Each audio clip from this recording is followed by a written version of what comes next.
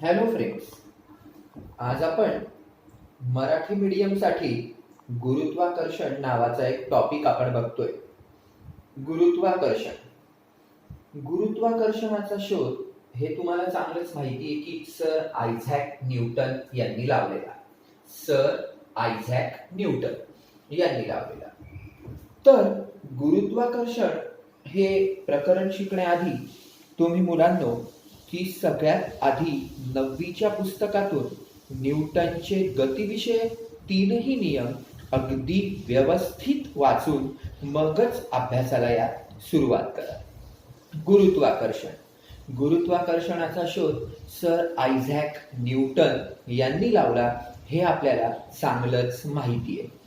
तर मग आता आपण आपल्या प्रकरणाला सुरुवात करूया. तर सगळ्यात आधी आपण काय लिहिलेलं आहे इथे बोर्डवर बघा, वस्तूवर होणारा बलाचा परिणाम. म्हणजे एखाद्या वस्तूवर समजा आपण बल लावलं तर काय परिणाम होतो वस्तूवर, तर सगळ्यात पहिल्यांदा परिणाम होतो गतीची दिशा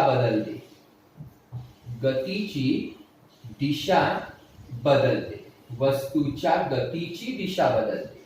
म्हणजे जर वस्तू स्थिर असेल तर ती गतिमान होते.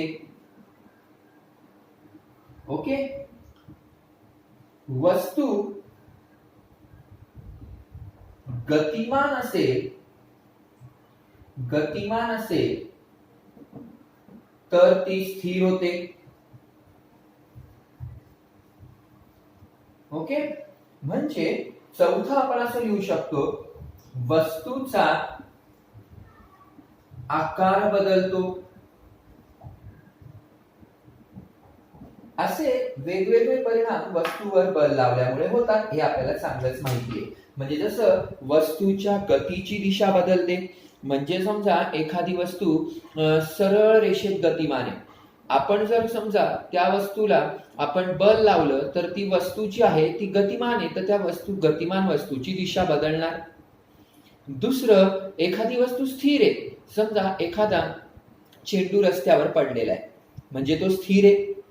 मग त्याला जर आपण किक मारली तर तो गतिमान होणार, हो ना. वस्तू जर गतिमान असेल तर ती स्थिर होईल. आता समजा आपण क्रिकेटच्या मैदानावर चेंडू आपल्याकडे येतोय, म्हणजे तो गतिमान आहे, आणि आपण त्याला हाताने बल लावून थांबवतो, म्हणजे वस्तू गतिमान आहे तर ती स्थिर झाली. आणि वस्तूचा आकार बदलला. मग वस्तूचा आकार बदलला म्हणजे याचं उदाहरण आपण समजा कुंभाराचं उदाहरण घेऊया. तो काय करतो तर त्या मातीच्या गोळ्याला किंवा चिखलाला बल लावतो, आणि बल लावल्यामुळे नेमकं काय होतं तर त्या वस्तूचा म्हणजेच त्या गोळ्याचा, त्या चिखलाचा काय होतो, आकार बदलतो. बरोबर. म्हणजे वस्तूवर बल लावल्यावर हे वेगवेगळे परिणाम घडल्याचे आपल्याला दिसून येते. हे तुम्ही लिहू पण शकतात. मग आज आपल्याला पुढच्या टॉपिकला सुरुवात करायची आहे. आपण आपल्या लेसनला सुरुवात करूया. आता पुढचा टॉपिक आहे वर्तुळाकार गती आणि अभिकेंद्री बल. तर आता त्या टॉपिकला आपण सुरुवात करूया. आपल्याला हे चांगलंच माहिती आहे की गुरुत्वाकर्षणाचा शोध न्यूटनने लावला. वस्तूवर बल लावल्यावर काय परिणाम होतो हे आपण लिहिलं. तर आता आपल्याला पुढचा टॉपिक बघायचा आहे. बघा, बोर्डवर लिहितोय मी.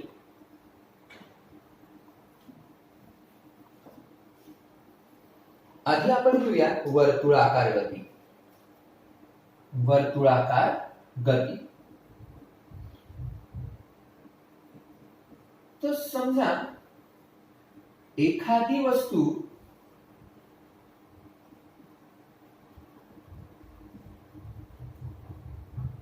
वर्तुळाकार मार्गाने जर फिरत असेल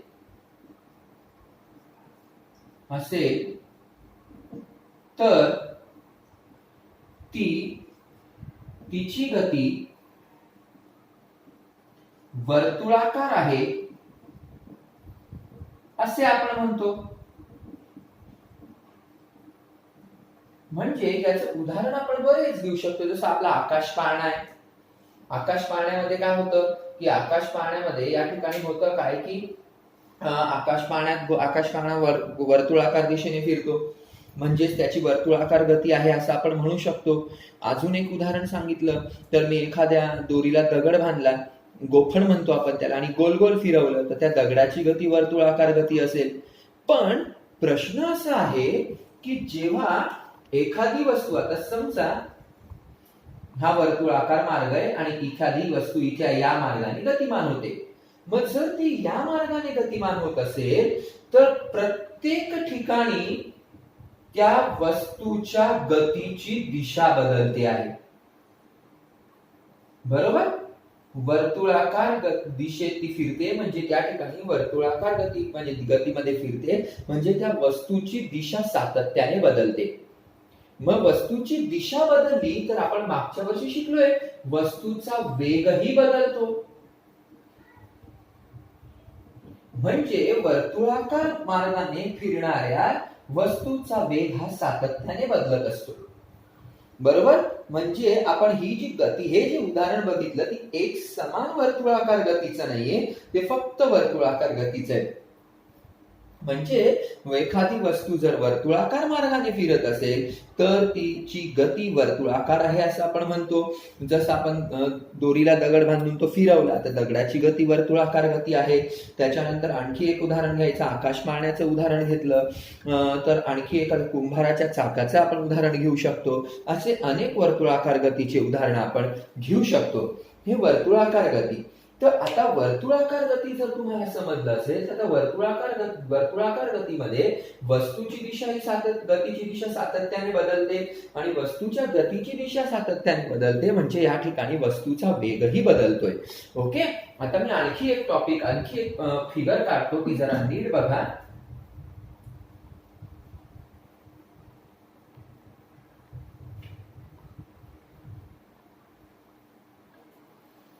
तर आता समजा एखादी वस्तू वर्तुळाकार गतीने गतिमान, समजा ती वस्तू या ठिकाणी, म्हणजे या ठिकाणी तिच्या गतीची दिशा ही अशी असेल. इथे जर वस्तू असेल तर तिच्या गतीची दिशा ही असेल, इथे जर अशी असेल तर त्या वस्तूची दिशा या ठिकाणी असेल. म्हणजे याला आपण काय म्हणतो, स्पर्शिका. कारण ती वर्तुळाला एकाच दिशेने छेदते, बघा एकाच बिंदूत छेदते. सॉरी, समजा या ठिकाणी गती वस्तू असेल तर तिची गतीची दिशा या ठिकाणी असेल. म्हणजे या ठिकाणी आपण काय म्हणू शकतो, तर या ठिकाणी आपण असं म्हणू शकतो की या ठिकाणी सगळ्यात पहिले तर स्पर्शिका तुम्हाला कळालं, तर म्हणजे वस्तूच्या गतीची दिशा, ज्या वर्तुळाकार मार्गाने वस्तू फिरते तेव्हा ती वर्तुळाच्या स्पर्शिकेच्या दिशेत असेल. बघा ही पण स्पर्शिका, या ठिकाणी ही पण स्पर्शिका, या ठिकाणी ही पण स्पर्शिका. म्हणजे समजा हे तुम्हाला नक्की कळालं. मग हाच टॉपिक धरून आपल्याला पुढचा भाग बघायचा आहे, तर अभिकेंद्री बल. अभिकेंद्री बल आपल्याला बघायचंय, अभिकेंद्री बल. तर अभिकेंद्री बलामध्ये तुम्ही काय बघू शकता, आता समजा या ठिकाणी तुम्ही उभे आहात, या ठिकाणी तुम्ही उभे आहात, तुमच्या हातामध्ये ही दोरी आहे, ही दोरी धरली आपण, बरोबर.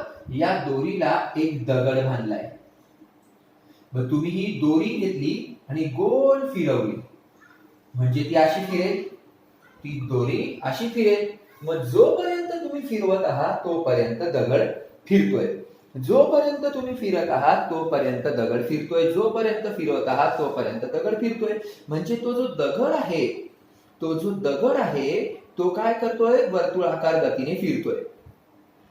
पण हे कुठपर्यंत होईल, जोपर्यंत तुम्ही काय केलीये, दोरी हातात धरून ठेवलीये.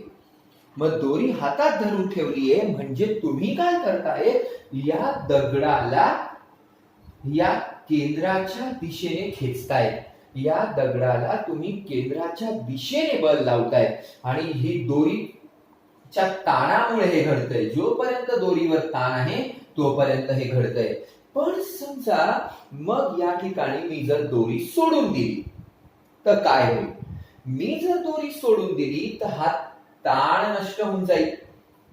ताण नष्ट झाला म्हणजे त्या दोरीच्या केंद्राकडे आपण दगडावर लावलेलं जे बल आहे ते नष्ट होऊन जाईल.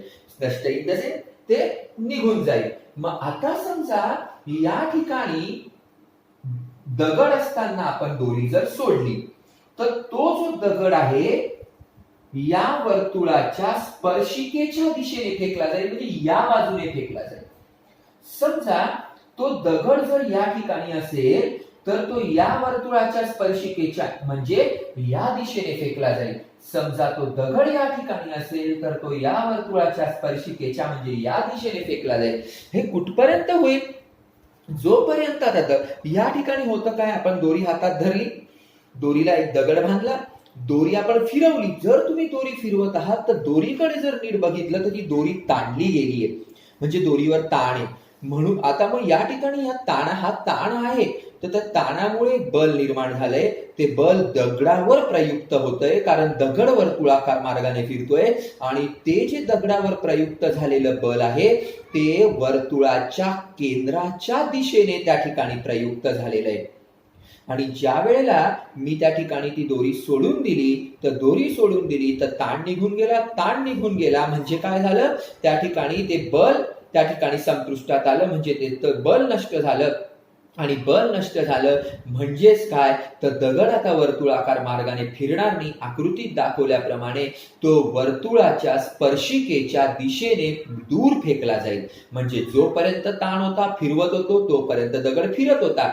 दगड फिरत होता कशामुळे? त्याच्यावर केंद्राच्या दिशेने लागलेल्या बलामुळे तो दगड फिरत होता. आणि हे जे केंद्राच्या दिशेने आपण दगडावर जे बल लावलेले आहे ना, त्यालाच आपण अभिकेंद्री बल असं म्हणतो.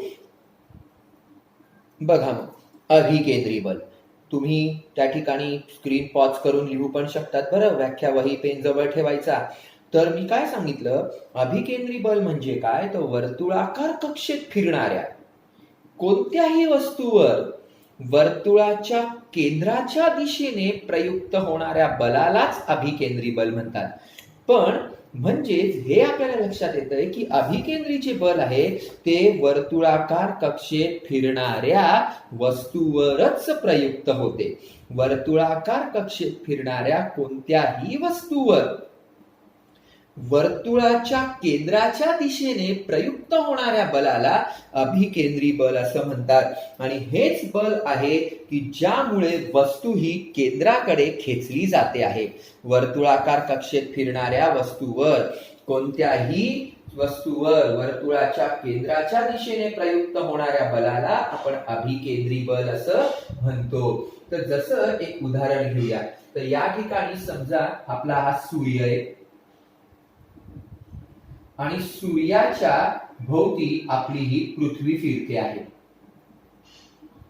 मग आपली पृथ्वी ही वर्तुळाकार मार्गाने सूर्याभोवती फिरते आहे. म्हणजे पृथ्वीवर सूर्याकडून केंद्राच्या दिशेने एक बल प्रयुक्त होईल. सूर्यावर नाही प्रयुक्त होणार. सूर्य हा गतिमान नाही. सूर्य पृथ्वीभोवती नाही फिरत आहे, पृथ्वी सूर्याभोवती फिरते आहे. म्हणजेच पृथ्वीवर सूर्य काय करेल, केंद्राच्या दिशेने बल प्रयुक्त करेल आणि या बलामुळे पृथ्वीवर काय होईल, सूर्याभोवती परिभ्रमण करेल. आणि याच बलाला आपण काय म्हणतोय, अभिकेंद्री बल. केंद्राच्या दिशेने ना ते. मग आता मी जसं दोरीचं उदाहरण दिलं होतं, तर दोरीवर जोपर्यंत ताण आहे तोपर्यंत दगड फिरत होता. म्हणजे ते अभिकेंद्री बल आपण प्रयुक्त करतो तो दगडावर, पण ते प्रयुक्त झालं होतं दोरीच्या ताणामुळे. या उदाहरणामध्ये पृथ्वी सूर्याभोवती फिरते आहे. म्हणजे सूर्य पृथ्वीवर केंद्राच्या दिशेने बल प्रयुक्त करतोय, त्याला आपण अभिकेंद्री बल म्हणतो. तेच बल आहे सूर्याने, म्हणजे तेच बल आपण काय म्हणतोय, अभिकेंद्री बल. तर याच्यामध्ये मग आणखी एक उदाहरण आपल्याला घेता येईल. समजा या ठिकाणी आपली पृथ्वी आहे आणि या पृथ्वीभोवती चंद्र फिरतोय. मग आता पृथ्वीभोवती चंद्र फिरतो आहे, त्याच्यामुळे काय होणार आहे, पृथ्वी चंद्रावर वर्तुळाच्या केंद्राच्या दिशेने बल प्रयुक्त करेल आणि त्यामुळे चंद्रावर पृथ्वीने प्रयुक्त केलेले हे जे बल आहे ते अभिकेंद्री बल असेल. आणि याच अभिकेंद्री बलामुळे काय होतंय की सूर्याभोवती पृथ्वी परिभ्रमण करू शकते आहे, पृथ्वीभोवती चंद्र परिभ्रमण करू शकतो आहे, पृथ्वीभोवती कृत्रिम उपग्रह परिभ्रमण करू शकत आहे. म्हणजे जी वस्तू वर्तुळाकार गतीने गतिमान असेल त्याच वस्तूवर अभिकेंद्री बल प्रयुक्त होते आणि ते बल नेहमी आणि नेहमीच काय होतंय, केंद्राच्या दिशेने प्रयुक्त होतंय. बरोबर. आणि याचमुळे आपली जी सूर्यमाला आहे त्यातील ग्रह जे आहे ते सूर्याभोवती परिभ्रमण करत असतील. आता मग एक प्रश्न येतो, ज्या वेळेला एखाद्या वस्तूवर अभिकेंद्री बल प्रयुक्त होतंय तर लगेच आपल्याला डोक्यात येतं की ती वस्तू वर्तुळाकार मार्गाने गतिमान आहे. मग त्या वस्तूच्या गतीची दिशा कोणती बरं असेल? आता पृथ्वीच्या गतीची दिशा कोणती असेल? तर या वर्तुळाची जी स्पर्शिका आहे त्या स्पर्शिकेच्या दिशेने, म्हणजे ज्या ठिकाणी वस्तू आहे, ज्या समजा या ठिकाणी पृथ्वी आहे तर या पॉइंटवर काढलेली जी स्पर्शिका आहे त्या दिशेने पृथ्वीच्या गतीची दिशा असेल. आता समजा या पॉइंटवर पृथ्वी आहे तर या पॉइंटला या वर्तुळाच्या काढलेल्या स्पर्शिकेच्या दिशेने काय असेल तर त्या ठिकाणी त्या पृथ्वीच्या गतीची दिशा असेल. म्हणजेच आज आपण वर्तुळाकार गती पण पाहिली. वर्तुळाकार गती म्हणजे काय, तर वर्तुळाकार कक्षेत फिरणाऱ्या वस्तूच्या जी गती असते ती वर्तुळाकार गती. मग वर्तुळाकार गतीमध्ये फिरणारी जी वस्तू असेल तिच्यावर अभिकेंद्री बल प्रयुक्त झाल्यामुळेच ती वस्तू वर्तुळाकार गतीने गतिमान असते. आणि या ठिकाणी आपण ते दोरीचं उदाहरण पाहिलं, या ठिकाणी आपण हे चंद्राचं उदाहरण पाहिलं, आपल्या पृथ्वी आणि सूर्याचं उदाहरण पाहिलं. तर हे आहे अभिकेंद्री बल. म्हणजे कोणावर प्रयुक्त होतं? वर्तुळाकार कक्षेत फिरणाऱ्या कोणत्याही वस्तूवर. कुठल्या दिशेने? केंद्राच्या दिशेने प्रयुक्त होणारे हे जे बल आहे त्याला अभिकेंद्री बल असं आपण म्हणतो. आणि याच बलामुळे सूर्याभोवती पृथ्वी परिभ्रमण करते आहे, पृथ्वीभोवती चंद्र परिभ्रमण करतो आहे, आपल्या पृथ्वीभोवती कृत्रिम उपग्रह परिभ्रमण करू शकतो आहे. तर या ठिकाणी हे बल जर नसतं तर या ठिकाणी वस्तू, या ज्या सर्व वस्तू ज्या आहेत तर त्या वर्तुळाकार गतीने गतिमान झालेल्या नसत्या. आणि त्या ठिकाणी त्यांच्या गतीची दिशा कशी असेल? ज्या ठिकाणी ते असतील त्या ठिकाणी आपण त्या वर्तुळावर जर स्पर्शिका काढली तर त्या स्पर्शिकेच्या दिशेने त्या वस्तूच्या गतीची दिशा असेल. लक्षात आलंय? पुढचा टॉपिक आपल्याला बघायचा आहे आता लंबवर्तुळ. त्याला इंग्रजीत इलिप्स असं म्हणतात. लंबवर्तुळ त्याला इलिप्स असंही म्हटलं जातं. आता मी तुम्हाला याचे एक उदाहरण म्हणून सांगतो. तर जरा नीट काळजीपूर्वक जर बघितलं तर मी हे दोन भाग करतो. मागच्या वर्षी ही आकृती आपल्याला प्रत्येकाला होती भूमितीमध्ये. ही आकृती जी आहे ही आकृती आहे शंकूची, बरोबर, ज्याला इंग्रजीत आपण कोन म्हणतो. मी अशा दोन आकृत्या काढतो बघा.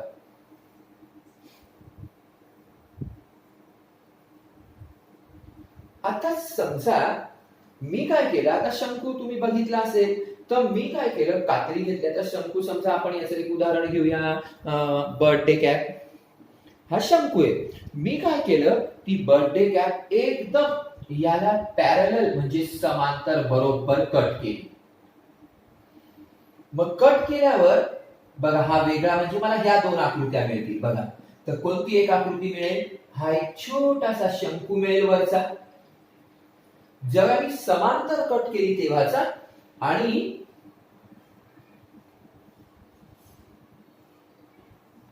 ही एक आकृती मिळेल, हा असतो शंकुछेद, याला म्हणतात फ्रस्टम.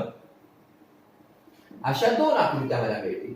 म्हणजे मला हे नाही बघायचं, मला हे बघायचं मी जर समांतर कट केलं तर मला एक वर्तुळ मिळेल. हा जो पाया आहे त्याचा, हा जो बेस आहे तो वर्तुळाकार आहे. म्हणजे मी जर समांतर कट केलं तर मला मात्र पाया हा वर्तुळाकार मिळेल. तर मला काय सांगायचंय, आता जरा नीट बघा. मला नेमकं तुम्हाला सांगायचं काय होतं तर बघा. मग मी समजा एक वर्तुळ घेतला, शंकू घेतला कोन.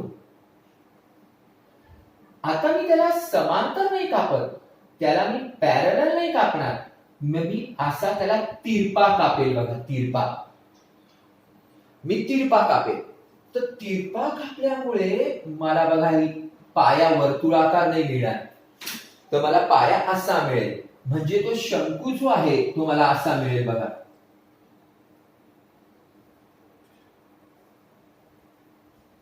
बरोबर, वरचा असा मिळेल ना. मला पाया वर्तुळाकार नाही मिळणार, मला पाया जो आहे तो असा मिळेल. म्हणजे मला तो पाया असा मिळेल, हो ना. तो पाया मला वर्तुळाकार मिळेल का? नाही. मला जो तो तळ आहे, त्याचा जो शंकूचा तळ आहे, बेस आहे, तो असा मिळेल. आणि यालाच म्हणतो आपण लंबवर्तुळ, म्हणजेच काय, इलिप्स. म्हणजे जेव्हा आपण एखाद्या शंकूला काय केलं, तिरप कापलं, तिरपा छेद आपण त्याचा घेतला, तर आपल्याला लंब वर्तुळ आपल्याला मिळतं. त्या लंब वर्तुळालाच इलिप्स म्हणतात किंवा लंबवृत्त पण म्हणतात. तर मग आता आम्ही त्याची एक आकृती काढतो. नक्की कळालं कसा मिळतो. मी जर म्हणजे मी जर शंकू म्हणजे कोण, त्याला आपण जर काय केलं, समांतर कापलं पायाला, तर मला दोन शंकू म्हणजे एक शंकू मिळेल, एक शंकुछेद मिळेल. तुम्ही थोडस मागे जाऊन बघू शकता दोघा आकृत्या. आणि जो शंकू मिळेल त्याचाही पाया वर्तुळाकार असेल. पण मी जर त्या शंकूला काय केलं, तिरप कापलं, तर तिरप जर कापलं तर मला तुम्ही मागे जाऊन बघू शकता फिगर, तर एक लंबवर्तुळाकार आकृती मिळेल, इलिप्स मिळेल. तर ती आकृती मी बोर्डवर काढतोय, ती मला अशी आकृती मिळेल. ह्याला काय म्हणणार आहे आपण, इलिप्स किंवा लंबवर्तुळ, हो ना. आता जरा नीट काळजीपूर्वक बघा. कोणताही लंबवर्तुळ जर असेल तर त्याला दोन नाभी बिंदू असतात. हे या प्रकारे, याला आपण F1 म्हणूया, याला आपण F2 म्हणूया. याला म्हणतात नाभी बिंदू आणि इंग्रजी फोकल पॉइंट. असे दोन नाभी बिंदू असतात. वर्तुळाला नाही म्हणते, वर्तुळाला एक केंद्र बिंदू असतो आणि हे जो लंबवर्तुळ आहे त्याला दोन नाभी बिंदू असतात. बघा मी बोर्डवर दाखवले F1 आणि F2, त्याला फोकल पॉइंट्स असं म्हटलं जातं. तर नेमकं जो लंबवर्तुळ आपण घेतलाय, इलिप्स घेतलेला आहे, त्याचं नेमकं काय वैशिष्ट्य आहे, आता जरा नीट बघा.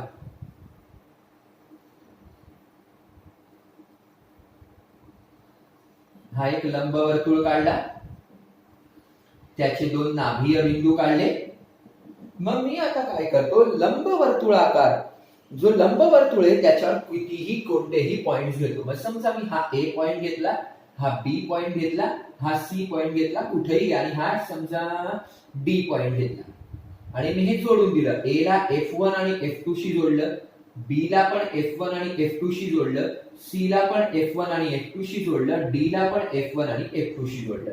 मग लंबवर्तुळावर कोणतेही जे बिंदू असतील त्या बिंदूंची नाभीय बिंदूंपासूनची बेरीज, म्हणजे जसं A चं F1 पासूनचं अंतर आहे AF1 आणि A चं F2 पासूनचं अंतर आहे AF2 यांची बेरीज. त्याच्यानंतर B चं F1 पासूनचं अंतर आहे BF1 आणि B चं F2 पासूनचं अंतर आहे BF2 यांची बेरीज. तसंच C चं CF1 आणि CF2 यांची बेरीज, आणि D चं DF1 आणि DF2 यांची बेरीज. तर या बेरजा या नेहमी सारख्याच असतात. म्हणजे मी तुम्हाला काय सांगितलं, याचं काय वैशिष्ट्य आहे, तर लंबवर्तुळावर काय असतील, कोणतेही जे बिंदू आहेत त्यांचं नाभी बिंदू पासूनच्या कोणत्याही बिंदूच्या अंतराची बेरीज. म्हणजे आता मी तुम्हाला हे कळालं का, म्हणजे मी तुम्हाला त्याचं वैशिष्ट्य सांगण्याचा प्रयत्न केला. मग आता मी तुम्हाला हे लिहून दाखवतो. मग आता हे तुम्हाला कळालं. मग मी काय सांगितलंय बघा, दोन नाभी बिंदूंपासूनच्या लंबवर्तुळावरील बिंदूंच्या अंतराची बेरीज ही कशी असते, समान असते. हे त्या लंबवर्तुळाचं वैशिष्ट्य आहे. हे त्या लंबवर्तुळाचं वैशिष्ट्य आहे. दोन नाभी बिंदूंपासूनच्या लंबवर्तुळावरील बिंदूंच्या अंतराची बेरीज समान असते. जसं एक उदाहरण घेऊया. एक लंबवर्तुळ काढलं, त्याचे दोन नाभीय बिंदू F1 आणि हा F2. समजा आता आपण A बिंदू घेतला, M बिंदू घेतला, दोनच बिंदू घेतो. तर मग आता हे अंतर म्हणजे AF1 आणि AF2 या अंतराची बेरीज आणि MF1 आणि MF2 यांच्या अंतराची बेरीज ही नेहमी काय असेल? समान असेल, असं त्यांचं म्हणणं आहे. हो, लक्षात आलं. म्हणजे आजच्या टॉपिक मध्ये आपण काय काय बघितलं तर सगळ्यात पहिल्यांदा गुरुत्वाकर्षणाचा शोध सर आयझॅक न्यूटन यांनी लावला. हे तुम्हाला चांगलं माहितीच आहे आणि मी तुम्हाला आधीही सांगितलंय की हे चॅप्टर शिकण्याआधी, हे प्रकरण शिकण्याआधी तुम्हाला न्यूटनचे गतिविषयक नियम वाचावे लागतील. तुम्ही हे शिकताय माझ्या जवळ ऑनलाईन, तर तुम्ही या ठिकाणी वही पुस्तक जवळ राहू द्या. तर या त्यानंतर आपण काय बघितलं की एखाद्या वस्तूवर बल लावल्यावर त्या वस्तूवर कोणते परिणाम होतात? वर्तुळाकार गती, अभिकेंद्री बल. अभिकेंद्री बलामध्ये म्हणजे अभिकेंद्री बल हे तुम्ही बघितलंच, कोणत्या दिशेने असतं हे ते तुम्हाला माहिती आहे. वर्तुळाकार मार्गाने फिरणाऱ्या वस्तूच्या ज्या गतीची दिशा आहे ती कोणती असते ते त्या ठिकाणी कोण सांगितलं होतं मी? कोणत्याही वर्तुळाकार मार्गाने फिरणाऱ्या वस्तूच्या गतीची दिशा कोणती असते? ती ज्या ठिकाणी आहे त्या ठिकाणी वर्तुळावर काढलेल्या स्पर्शिकेच्या दिशेने. मग नंतर तुम्हाला मी शिकवलं लंबवर्तुळ तो कसा मिळवतात ते सांगितलं आणि त्याच्यानंतर त्याचं हे शेवटचं वैशिष्ट्य. आता पुढचं आपल्याला बघायचंय केपलरचे नियम. अतिशय महत्वाचं आहे केपलरचे नियम. तर योहानस केपलर, तर गॅलिलिओ नावाचा एक माहिती तुम्हाला, गॅलिलिओ हे खगोलशास्त्रज्ञ. तर गॅलिलिओच्या आधी जे कोणी खगोलशास्त्रज्ञ होते, गॅलिलिओच्या आधी जे कोणी खगोलशास्त्रज्ञ होते त्यांनी कोणत्याही उपकरणाचा वापर न करता केवळ उघड्या डोळ्यांनी काय केलेलं आहे? ग्रहांच्या गतीची दिशा, ग्रहांच्या कक्षा यांचं निरीक्षण केलेलं आहे.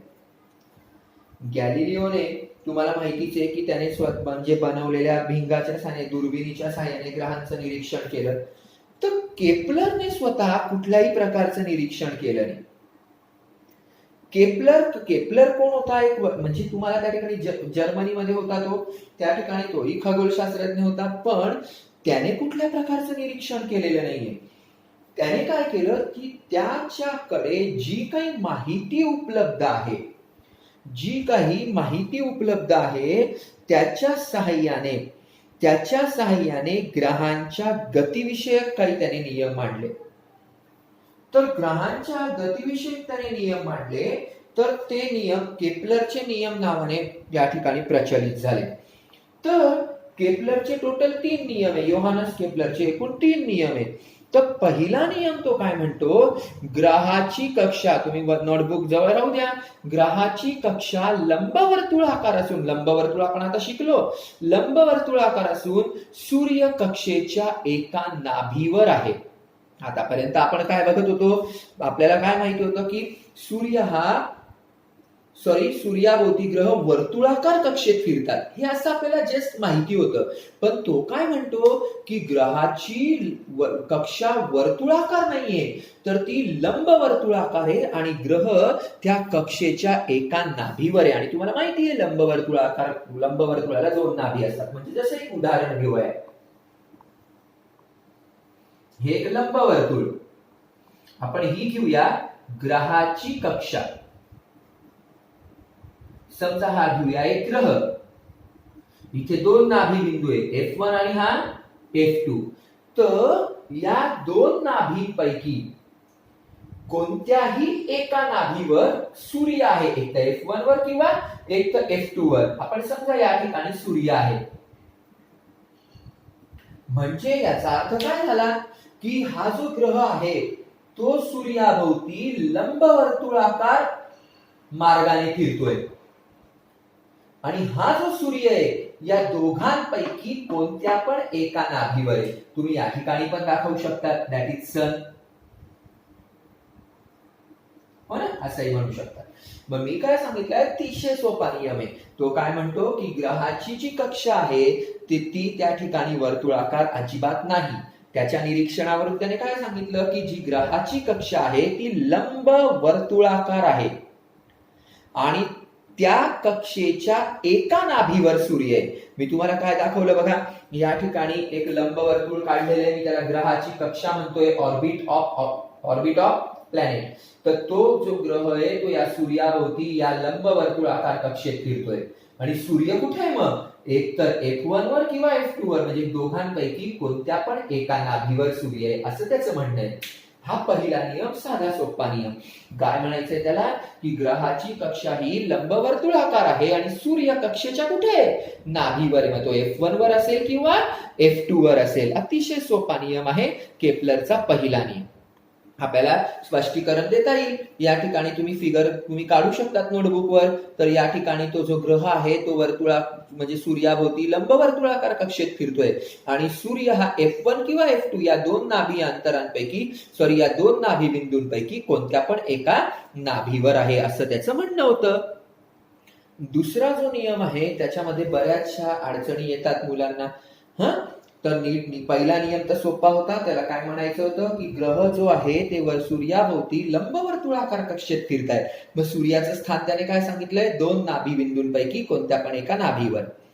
आता तो दुसरा नियम आपल्याला बघायचा आहे. वही पेन समोर राहू द्या, नाहीतर स्क्रीनशॉट घेऊन नंतर लिहू शकतात. ग्रहाला सूर्याशी जोडणारी सरळ रेषा समान कालावधीत समान क्षेत्रफळ व्यापते. ग्रहाला सूर्याशी जोडणारी सरळ रेषा समान कालावधीत समान क्षेत्रफळ व्यापते. ग्रहाला सूर्याशी जोडणारी सरळ रेषा समान कालावधीत समान क्षेत्रफळ व्यापते. त्याचं उदाहरण आपण बोर्डवर बघूया, जरा नीट काळजीपूर्वक बघा.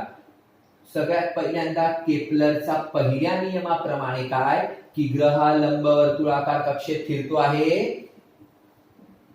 हे दोन त्याचे नाभीय बिंदू F1 आणि F2. समजा या ठिकाणी आपण घेतला ग्रह, प्लॅनेट, त्याला काय नाव देतात? समजा A नाव दिलं. आता इथं हा सूर्य आहे, मग तो F1 वर पण असू शकतो किंवा F2 वर पण असू शकतो. मग आपण समजा हा सूर्य म्हटला, मग सूर्याला काय म्हणतात? समजा आपण S नाव दिलं. मग मी काय करतो, सूर्य आणि ग्रह यांना एक जोडणारी सरळ रेषा काढतो. काढली. मग आता समजा ग्रह या ठिकाणी आहे, तो अर्धा तासामध्ये म्हणजे 30 मिनिटांमध्ये समजा तो इथून इथे आला है ना. हा A आहे, समजा हा B आहे. म्हणजे मी काय बोललो, हा तर तुम्हाला पहिला नियम काय आहे? लंबवर्तुळाकार कक्षा ग्रहाची F1 आणि F2 या दोघांपैकी कुठेही एक सूर्य आहे. म्हणजे कुठेही सूर्य आहे. मग हे आपण ग्रह घेतला, हा सूर्य आहे, तर ग्रह आणि सूर्याला एक जोडणारी रेषा काढली आपण A आणि S. तर मी काय बोललो, आता समजा तो ग्रह अर्ध्या तासामध्ये इथून इथे आला. बरोबर, इथून इथे आला अर्ध्या तासामध्ये. मग मी ग्रह आणि सूर्याला परत एक रेषा जोडतो. मग आता हे क्षेत्रफळ त्या रेषेने व्यापलं. बघा कोणतं क्षेत्रफळ आहे ते? A, S आणि B. बरोबर, क्षेत्रफळ ASB. आता सपोज ग्रह या ठिकाणी आहे, M या ठिकाणी ग्रह आहे. तर मग समजा मी सूर्य आणि ग्रह यांना एक जोडणारी सरळ रेषा काढतो. तर इथे A पासून B पर्यंत तो अर्धा तासात गेला. आता या ठिकाणी मी लिहितो M पासून समजा N पर्यंत तो अर्धा तासात आला. M पासून N पर्यंत तो अर्धा तासात आला. M पासून N पर्यंत पण अर्धा तासात आला. म्हणजे त्याने व्यापलेलं क्षेत्र बघा हे आहे MSN, क्षेत्रफळ MSN. हे कसं असणार आहे?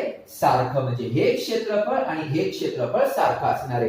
पण तुम्ही जर नीट काळजीपूर्वक बघितलं ना, जेव्हा ग्रह सूर्याजवळ होता तेव्हा त्याने अर्धा तासात पार केलेलं अंतर बघा जास्त आहे. म्हणजे अंतर AB नीट बघा. आणि जेव्हा तो सूर्यापासून दूर होता ना ग्रह, तर त्यावेळेला त्याने बघा M पासून अर्ध्याच तासात त्याने तेवढं अंतर पार केले ना M आणि N. तेव्हा हे अंतर बघा एम तर हे AB हे अंतर जास्त असेल. म्हणजे जेवढा सूर्याच्या जवळ ग्रह असेल तेव्हा त्याचा जो वेग आहे तो जास्त असेल आणि जेवढा तो सूर्यापासून ग्रह दूर जाईल तेवढा त्याचा वेग काय होईल, कमी होत राहील. हे त्याचं स्पष्टीकरण झालं. लक्षात आलंय? मी बोललो हा थोडासा कठीण नियम आहे. मी परत एकदा समजावू का? ओके, मी परत एकदा समजावतो, नीट बघा. काय सांगितलंय? ग्रहाला सूर्याशी जोडणारी सरळ रेषा समान कालावधीत समान क्षेत्रफळ व्यापते. मग आता मी काय केलंय, पहिल्या नियमाप्रमाणे मी काय केलंय तर एक लंबवर्तुळ काढलंय. कारण पहिला नियम काय म्हणतो, ग्रहाची जी कक्षा आहे ती लंबवर्तुळाकार आहे. ओके, मी लंबवर्तुळाकार कक्षा काढली. F1 आणि F2 हे त्याचे नाभिबिंदू आहेत. नाभिबिंदू काढले. पहिला केपलरचा नियम काय म्हणतो, सूर्य हा दोन नाभिबिंदूंपैकी कोणत्या पण एका नाभिबिंदूवर आहे. मी समजा तो F2 वर आहे असं धरलं. तर मी काय केलं, आणि हा आता समजा A या ठिकाणी ग्रह आहे. मी काय केलं, सूर्य आणि ग्रहाला एक जोडणारी रेषा काढली. बरोबर, ती होती AS. तर अर्ध्या तासात समजा ग्रह A पासून B कडे आला. ओके, अर्ध्या तासामध्ये. म्हणजे A पासून B पर्यंत हे ग्रहाने अर्ध्या तासात पार केलेलं अंतर आहे. मग मी हे परत ग्रह आणि सूर्य यांना जोडणारी एक रेषा काढली. तर हे क्षेत्रफळ त्याने व्यापलं. या रेषेने ते क्षेत्रफळ व्यापलं. हे बघा, असं हे एवढं क्षेत्रफळ व्यापलं. तर ते क्षेत्रफळ होतं A, हा S, हा B, ASB. आता समजा तोच ग्रह M या ठिकाणी आहे. मग तो पुन्हा अर्ध्या तासात, तिकडे अर्ध्या तासातलं अंतर घेतलं ना, मग इकडे पण अर्ध्या तासातलं घ्यावं लागेल. बरं, तिकडे 10 मिनिटातलं अंतर घेतलं, इकडे पण 10 मिनिटातलं अंतर. कारण समान कालावधीत समान अंतर नाही म्हणत आहे मी, समान कालावधीत समान क्षेत्रफळ व्याप्त आहे हे ना. मग M पासून N पर्यंत यायला 30 मिनिटं लागले. मग मी ग्रह आणि सूर्य यांना एक जोडणारी सरळ रेषा काढली. हे क्षेत्रफळ कोणतं होतं, MSN. म्हणजे क्षेत्रफळ ASB आणि क्षेत्रफळ MSN एक सारखा असेल केव्हा, समान कालावधी. हो ना. आणि नीट बघितलं तर AB हे अंतर जास्त आहे, MN हे अंतर कमी आहे. याच्यावरून काय सांगतोय मी, तर या ठिकाणी काय सांगितलं, तर जेवढा सूर्याच्या जवळ ग्रह आहे तेवढं त्याचा वेग थोडा जास्त असेल, जेवढा तो दूर जाईल तेवढा वेग कमी होईल. म्हणजे आपण दोन नियम तर बघितले. ग्रहाची कक्षा ही लंबवर्तुळाकार आहे आणि सूर्य कक्षेच्या एका नाभीवर आहे, तुम्ही लिहिलं असेल. दुसरा नियम, ग्रहाला सूर्याशी जोडणारी सरळ रेषा समान कालावधीत समान क्षेत्रफळ व्यापते. आता तिसरा नियम, तर तिसरा नियम तुम्हाला आता महत्वाचा आहे. तिसऱ्या नियमात दोन गोष्टी तुम्हाला लक्षात ठेवाव्या लागतील. पहिला तुम्हाला लक्षात ठेवावा लागेल आवर्तकाल. पहिला शब्द तुम्हाला लक्षात ठेवावा लागेल आवर्तकाल. हे बघा, ज्याला T म्हणतो आपण. तर आवर्तकाल म्हणजे काय, तर ग्रहाला सूर्याभोवती एक फेरी पूर्ण करण्यास लागणारा वेळ. तुम्ही लिहू शकता, ग्रहाला सूर्याभोवती फिरण्यास एक फेरी पूर्ण करण्यास लागणारा वेळ हा तो त्या ग्रहाचा आवर्तकाल असतो. आणि दुसरी गोष्ट तुम्हाला लक्षात ठेवावी लागेल समानुपाती. तर समानुपाती म्हणजे काय रे, समचलन. समानुपाती म्हणजे एक राशी वाढली तर दुसरी पण राशी वाढते आणि एक राशी कमी केली तर दुसरी पण राशी कमी होते, त्याला समानुपाती असं म्हणतात. मग त्याच्यावरच आधारित तिसरा नियम आपण आता बघणार आहे. बघा नियम बघा, सूर्याची परिक्रमा करणाऱ्या ग्रहाच्या आवर्तन कालाचा वर्ग. आवर्तन काल मी तुम्हाला सांगितलं ना आता, एक फेरी पूर्ण करण्यास लागणार आहे. ग्रहाच्या सूर्यापासूनच्या अंतराच्या सरासरी अंतराच्या घनाच्या समानुपाती असतो.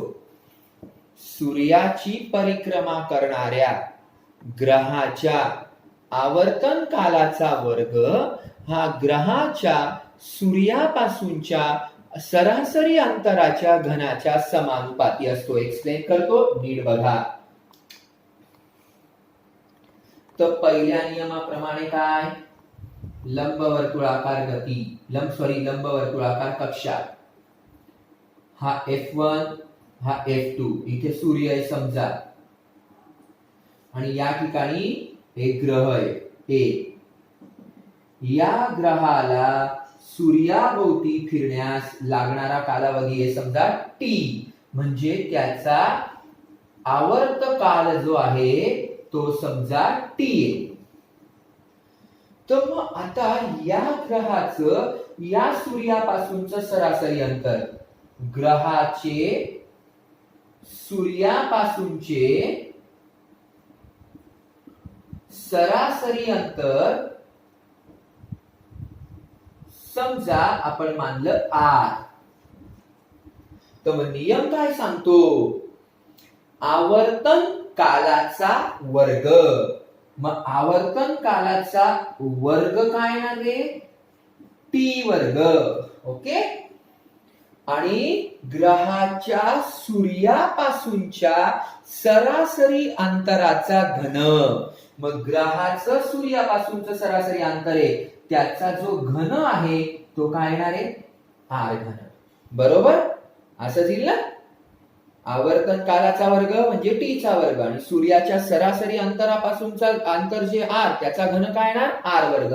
या दोघांमध्ये समान चलन असतं, हे समानुपाती असतात. म्हणजे नेमकं काय, कसं लिहितो मी, आवर्तन कालाचा वर्ग काय इथे लिहितो, आवर्तन कालाचा वर्ग टी वर्ग हा समानुपाती असेल कोणाच्या, सूर्यापासूनच्या सरासरी अंतराच्या घनाच्या, म्हणजे कोणाच्या, आर घनाच्या. मग हे कसं लिहिणार, टी वर्ग समानुपाती आर घन. आठवतं. मग आता तुम्हाला हे चिन्ह काढायचं असेल तर एक स्थिरांक लिहावा लागतो. बघा मागे, मग आता ह्या टी वर्ग चिन्ह काढलं, त्याच्याऐवजी बरोबरच चिन्ह के गुणिले आर घन. के काय येणार आहे, स्थिरांक. म्हणजेच काय, टी वर्ग जसाच्या तसा, खाली काय येणार, आर घन बरोबर काय, के. हा न्यूटनचा केपलरचा तिसरा नियम. अतिशय चांगल्या पद्धतीने तो करून ठेवा, पुढे आपल्याला लागणार आहे.